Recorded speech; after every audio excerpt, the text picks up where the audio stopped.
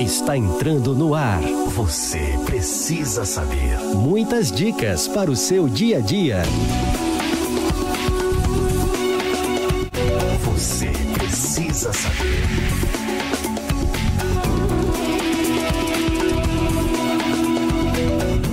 Olá, que bom falar com vocês. Estamos iniciando mais um Você Precisa Saber. Estamos transmitindo pelo canal da Embratel, o 126, o Sky Livre, canal 85, e no nosso canal oficial da igreja no YouTube. Você que está assistindo já pode fazer os 3C que a gente fala todo o programa, né? Curtir, comentar e compartilhar, porque eu tenho certeza que tem muita gente que precisa saber. Então hoje vamos falar sobre um tema super interessante, Storytelling. É difícil para me falar, tá vendo? A arte de contar história. E quem está conosco é um especialista, que nos deu a honra de voltar ao programa. Estamos falando com a Flávia Sala. Ela é copywriter, licenciada em letras em português, pós-graduada em comunicação estratégica. Está aqui conosco. Seja bem-vinda mais uma vez, Flávia. Que bom ter você aqui novamente. Obrigada, pastor. Eu que agradeço mais uma vez pelo convite, estar aqui com vocês, contribuir para este programa tão maravilhoso. E eu saúdo a todos que nos assistem com a paz do Senhor. Então, que tema interessante, né? Quando conversei com a Flávia, ela falou sobre storytelling, né? Ela vai falar direitinho a pronúncia. Eu fiquei pensando, o que é isso, né? Que arte é essa? Então eu vou deixar ela explicar para a gente o que é storytelling, qual a sua importância nisso. Então, pastor, storytelling, no último programa que eu estive aqui, nós conversamos sobre o copywriting. E o copywriting, eu expliquei que era a arte de escrever textos persuasivos e que leva o leitor a agir. E nós sabemos que o objetivo final é sempre a venda, é vender alguma coisa. Porém, muitas vezes você precisa que a pessoa primeiro clique no anúncio ou que ela vá para um grupo do WhatsApp, porque lá você vai fazer a oferta do seu produto ou do seu serviço, ou você quer que a pessoa se inscreva numa aula que você vai dar gratuita, por exemplo. Então, o copyright, ele faz com que a pessoa ela tome uma ação, a ação que você quer que ela tome. E o storytelling, ele entra como a arte de contar histórias. Então, o storytelling, ele, na verdade, ele é um elemento essencial para o copy. Porque enquanto o copywriter, ele se concentra em persuadir o leitor a tomar uma ação, o storytelling, ele vai fazer com que, ele vai fornecer todo o contexto e toda a narrativa para que essa persuasão, ela se torne mais eficiente. Então, o storytelling, geralmente, quando você conta uma história para a pessoa, ela memoriza mais fácil. E se a gente for colocar isso numa marca, por exemplo, isso cria até mesmo uma relação de confiança e de identificação com a marca. Então, nós temos muitas empresas que utilizam do storytelling para suas campanhas de marketing. Então, nós temos, por exemplo, a Coca-Cola, nós temos a Apple, nós temos Red Bull, a Nike, né? Então, tem muitas empresas que utilizam do storytelling em suas campanhas de marketing. E storytelling nada mais é do que isso, uma ferramenta do copy para poder contar histórias. Então, nós podemos dizer que storytelling é uma estratégia de marketing? Sim, podemos dizer que o storytelling é uma estratégia de marketing, porque o storytelling ele é muito importante no marketing para poder criar a conexão emocional com o cliente. Então, o que acontece? É muito mais fácil a pessoa memorizar uma história do que dados específicos do teu produto, por exemplo. Então, quando você vai fornecer para o cliente informações do seu produto e por meio disso você utiliza uma história, você conta uma história, a memorização para o cliente ele se torna mais fácil, ele se torna mais entendível. E tem uma frase que diz que as pessoas, elas não compram os melhores produtos, elas compram os produtos que elas conseguem entender mais rapidamente. E a Apple, ela é um exemplo muito forte nisso. O Steve Jobs, ele em 2001, quando ele lançou o iPod, ele vendeu o iPod com uma frase muito curta e muito simples. Ele colocou bem assim, 1000 músicas no seu bolso. E o que ele fez ali naquela frase? Ele mostrou para as pessoas uma dor que as pessoas nem sabiam que elas tinham. que elas tinham, né? Porque naquela época, para você poder ouvir músicas, você utilizava aquele MP3 player, né? Aquele aparelhozinho redondinho, e você colocava o CD ali dentro. Então, o Steve Jobs, ele veio e ele revolucionou, né, a produção musical. Por quê? Porque ele, numa frase, ele falou assim, olha como é que eu resolvo o teu problema. Para você poder ter mais de 50 músicas, por exemplo, você precisa levar vários CDs para poder ouvir. Mas olha como é que eu resolvo um problema que você nem sabia que você tinha, né? Então, o storytelling, ele tem esse poder. Ele tem esse poder de criar essa conexão emocional com o leitor, fazer com que o leitor ele entenda a sua mensagem, aquilo que você quer passar, e ele compreenda e compre de você. Porque o leitor, o seu cliente, ele vai se conectar com sentimentos, com valores, com aquilo que você passa por meio da história. Porque quando você conta uma história utilizando os elementos corretos, você consegue transmitir ali os seus valores, as suas crenças, você consegue transmitir o seu propósito e o cliente ele se conecta com isso. Flávia, eu estava observando que, na verdade, tem alguma conexão com o aspecto do rapport, né? Que faz essa conexão com as pessoas, não é verdade? Sim, exatamente. E a Coca-Cola, ela também utiliza muito bem dessa estratégia de storytelling. Você nunca vai ver a Coca-Cola vendendo Coca-Cola. Você nunca vai ver ela colocando o preço no produto dela. Ela só conta histórias. A Coca-Cola, ela só conta histórias. Quem fala preço da Coca-Cola é a padaria, é o supermercado. Mas a Coca-Cola, a empresa Coca-Cola, ela só conta histórias. Então, tem um comercial da Coca-Cola que ele ilustra uma história que transmite exatamente os valores daquilo que a marca quer transmitir para o público. Então, mostra um pai que ele está saindo de casa para poder ir trabalhar. E aí ele está dentro do carro, e aí ele vê que a porta da casa dele se abre e a filhinha dele vem atrás dele e entrega uma cartinha para ele. E está na época de Natal. E aí a criança, ela entrega a cartinha e quando ele olha para o envelope, está escrito assim, que é endereçado para o Papai Noel no Polo Norte. E aí o pai pega aquela cartinha, guarda e se dirige para o seu trabalho. E ele trabalha numa plataforma no meio do mar. E aí ele tá ali, no determinado momento, ele pega a marmitinha dele, que ele vai lanchar, e quando ele abre a marmitinha, o que tem ali para ele comer e beber? Uma Coca-Cola. E aí ele toma Coca-Cola, você vê que a Coca-Cola não está em nenhum momento falando compre Coca-Cola. Ele está contando a história e a marca está ali, sendo envolvida na história. Então ele pega a Coca-Cola e vai tomar, e aí ele lembra que a cartinha da filha dele está ali. E aí ele fala, e aí o comercial, ele não tem nenhum tipo de diálogo, é só mesmo passando as imagens, e você vai vendo. E aí, quando ele pega a cartinha, ele se lembra da filha. Então, mostra todo o semblante dele se lembrando da filha com a Coca-Cola na mão. E aí, ele lembra que ele precisa entregar a carta para o Papai Noel.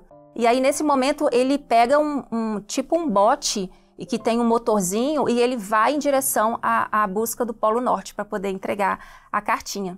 E aí, nesse percurso, nessa jornada, ele enfrenta muitos desafios. O motor do bote quebra, ele cai no mar, vem uma baleia, pula, aí o botezinho vira, ele cai no fundo do mar, vai atrás da carta, consegue resgatar a carta que está molhada, daqui a pouco ele se vê em terra firme, num lugar cheio de pedras, e aí ele levanta, já está todo machucado, e ele continua o percurso, porque ele precisa chegar no Polo Norte, e aí você vê que a Coca-Cola, ali naquele comercial, vai mostrando todos os desafios que ele vai enfrentando até chegar na casa do Papai Noel.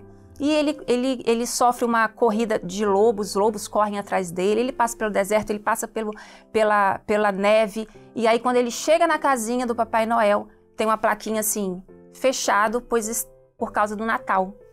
E aí mostra o semblante dele completamente frustrado. E aí nesse momento aparece um carro, um caminhão grandão, vermelho, todo iluminado, todo bonito, escrito Coca-Cola.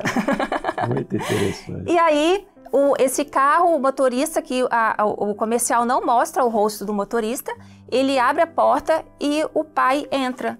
E aí, quando ele entra, o motorista, naquele carro da Coca-Cola, leva ele de volta para casa. E aí, quando ele chega em casa, que ele desce do carro, o motorista entrega a cartinha. Quando ele abre a cartinha, está escrito assim, Papai Noel, traga meu papai para casa. E aí ele olha e a filha dele está ali na porta, a filha dele vem correndo abraçar ele e o carro vai embora. E aí depois mostra que é o Papai Noel que estava dirigindo, e a mensagem que a Coca-Cola coloca ali naquele momento é o melhor presente é estar juntos. O melhor presente neste Natal é estar juntos. Então, olha a história que a Coca-Cola contou. Muito interessante. Né? Utilizando a marca Coca-Cola ali o tempo todo. O que esse comercial evoca? Né? Quando você compra a Coca-Cola, você não compra um refrigerante. Né? Você está comprando essas emoções todas que você sentiu quando você viu o comercial. E é muito interessante, não sei se você viu, eu assisti um vídeo, agora eu estou entendendo, porque eu assisti do carro, não sei qual a marca do carro, que na verdade a história é com um idoso, né? Uma idosa, a avó da casa ali, que já não lembrava mais nada, não saía nem nada, aí uma neta pega e bota ela no carro, nesse carro, e sai para passear. E à medida que ela vai vendo as coisas, ela foi se motivando, né? Depois ela voltou, aí ela vem, chega em casa, aí ela abraça o esposo, que ele estava triste porque ela não tinha nenhuma reação, né? Aí por trás, né, subliminamente está dizendo assim, quer dizer, aquele carro ali fez parte da realização do... É coisa extraordinária. É extraordinário, porque a marca, ela consegue conectar emocionalmente as pessoas contando histórias. E aí, quando você agora vai para a ceia de Natal, por exemplo, e você já imagina a sua família reunida, né? Aí aquelas pessoas que se identificam com a tradição familiar, aquelas pessoas que se identificam com a união em família, né? A interação social, a celebração, ele vai chegar lá e vai comprar qual refrigerante, né? Eu estou levando o refrigerante para poder ceiar com a minha família reunida, né? Aquilo vem na mente inconscientemente. Conscientemente ele vai comprar. É o produto que você escolhe, ele vai comprar.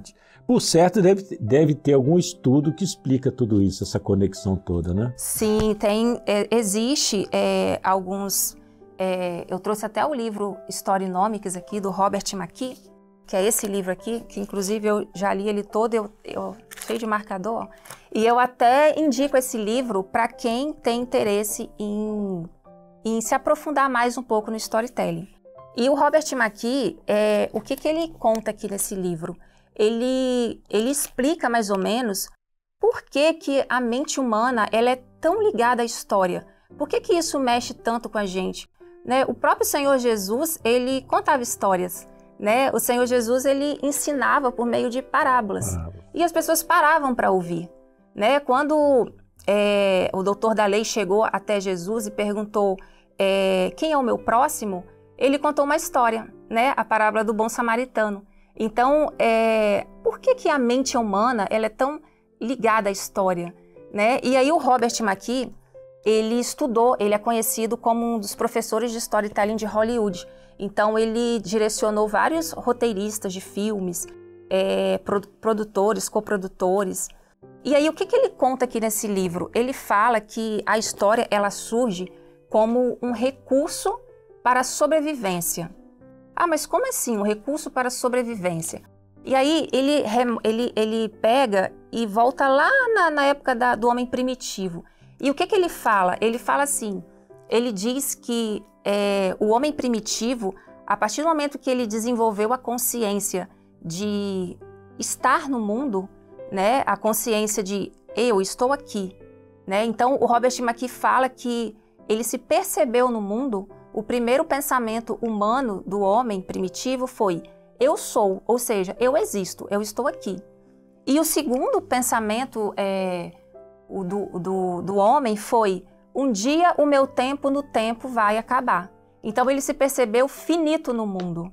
A partir desse momento, ele começou, o Robert McKee diz que ele começa a ter muitas angústias e a ter muita ansiedade, e ele precisa de respostas para essas perguntas. Então, Robert McKee fala assim, imagina o homem primitivo naquela época precária, sem a ciência, sem a religião, sem respostas para nada. Então, a mente começou a contar histórias. E foi assim que surgiu a mitologia, né? A mitologia universal, ela surge a partir desse momento. Eles começaram a contar histórias para poder justificar por que ele estava ali, o que é aquele ponto luminoso no céu, né? Que nós conhecemos, que é a estrela. Né? Então, eles começaram a contar histórias e daí surgem as mitologias universais. E assim o Robert McKee ele explica o porquê da nossa conexão com a história, porque isso é desde dos tempos primórdios, né? É interessante, Flávio, você falou um aspecto que eu sempre falo, né? Hoje fala-se muito que a melhor forma de você transmitir um assunto é através do audiovisual.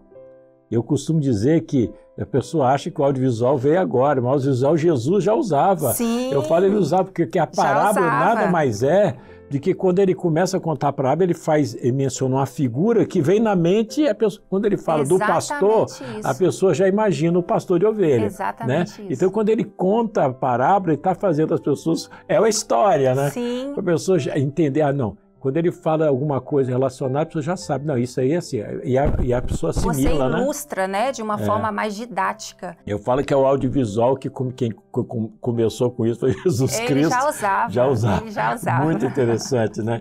E se a gente fala para o aspecto nosso de igreja, de evangelização, não tem nada mais impactante que um testemunho. Não é verdade? Sim. Então, quando você dá um testemunho, na verdade, você está contando a sua história, aquilo que aconteceu com você. E aí você faz conexão com as pessoas. As pessoas param para te ouvir. Claro, né? Ela quer viver aquilo, ela também já viveu. Aí ela também conta a história dela. Né? E é muito interessante você usar isso também nesse aspecto profissional, né? Será que alguém pode contar uma história que não é bem uma história? Então, pode. Quando você está ouvindo uma história que você está tipo assim, ai, que história entediante, né? Por que será que algumas histórias são entediantes? Por que algumas histórias você às vezes fala que é chato? Ai, essa história tá chata, ai, essa pessoa tá chata. Porque a história, o próprio Robert McKee, ele tem uma frase que ele fala bem assim, o conflito muda a vida.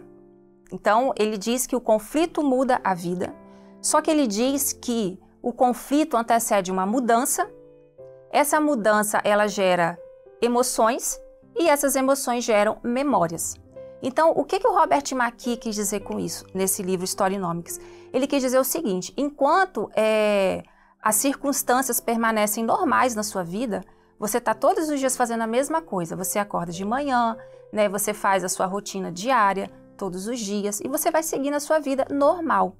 A partir do momento que surge uma mudança na sua vida, algo repentino, o Robert McKee fala que são duas coisas. Ou você foi acometido pela sorte, algo muito bom aconteceu com você, ou algo muito ruim aconteceu com você.